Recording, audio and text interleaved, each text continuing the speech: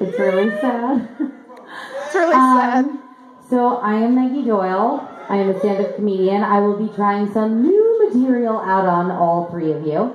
And I'm just going to start with this. I'm doing this new thing called Radical Honesty. And guys, I was so fucking nervous for this show that I shit green before I got here. I did. And I know that everybody's thinking right now, Meggie, it's a fucking 5-minute open mic doing stand-up comedy and there are 3 people here. It's not a big deal. But what I want to say is that when you are 32 and a nanny, everything's a big deal. So I have a lot riding on this. So if all 4 of you could just listen for a minute and maybe throw me a laugh, that would be great. So I am not going to make this a political comedy kind of thing. There is just one thing I want to say, and it's going to be quick. And that is that I am very disappointed that I did not see Hillary win the election. And it is not even so much that I wanted to see Hillary in the White House. It's that I wanted to see Bill back in the White House.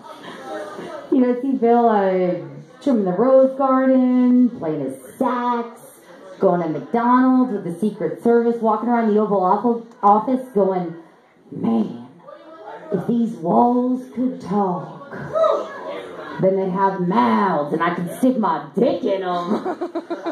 Yeah.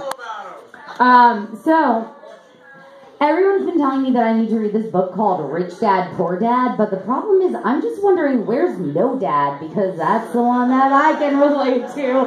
So can a couple of you, clearly. There is another book that my sister has been telling me for like a year and a half now that I have to read. It's a book called He's Just Not That Into You. And I would have read it, but this is also coming from a woman who should have spent the better part of her 20s reading a book called He's Just Not That Into Women. So I have a few other priorities. So I have a birthday coming up, September 12th. Woo! I'm not that excited about it. I'm going to be 33. Nothing exciting so far happens when you're 33, but I'm totally okay with it because I'm just going to do the same exact thing I do for my birthday that I do for every unplanned pregnancy I've ever had, and that is pretend like nothing's happening and drink until it passes. Yes! Okay. Yeah! Alright, so here's something else. I'm just going to say it. Men are like cars. I don't have one. Yeah. No, I have in the past. They did not work out, not so far at least. So my first one was very short-lived, super unreliable, and tiny. My second one constantly reeked of gas and was also tiny. My third one was black and huge. And it pissed off my racist granddad so much that I didn't even care that it didn't work for most of the summer of 2016 or all of 2017. There's only white people here. And then, you know, I had one more, my most recent. Unfortunately, my most recent almost killed me on a snowy night in Toledo and now is currently decaying at the bottom of Lake Erie. Don't fuck with me. So my whole thing with relationships, especially now that I'm 33, honestly, for me, it is not so much about being married as it is about not dying alone. Let's see, what do I have next? Alright, yeah, so, here's the other thing, though. I'm in my 30s, again. Anyone who is in their 30s, broke, and single has a lot of shit to be working on, so I don't always have the time to cultivate a lifelong relationship, and let's be honest, women's got needs, and that is why they have invented Bumble. Is anyone here on Bumble? I'm about to be. Everyone here's on Bumble. Oh, ooh. Find me after the show. So I am on Bumble, and I've got to say, the thing is that Bumble makes it so easy to get laid. It's so efficient. It takes me longer to order Popeyes off of Uber Eats than it does to find sex on Bumble. It does. And I'm just going to say this. So I had sex with this super hot guy the other night. There is no punchline to that. I just wanted everyone to know. Like, seriously, it was good sex. The sex was so good, I squirted and cum came out of his nose. I know, and seriously, like, I came so hard, I called him the N-word. And he was white and into it, which... we'll talk after the show. I don't know what to make of it myself. So let's see, what else have I got here? So yes, super hot sex guy from the other night. So afterwards, like, I get home, I said, shut your phone off, there's 3 people here. So, after I get home, I send him this text, and I'm just like, this was so sexy, like this, I've never, And he sends me a text back, and he's like, look, Maggie, I'm just gonna say it. Sex with you, it's like having cornflakes for breakfast.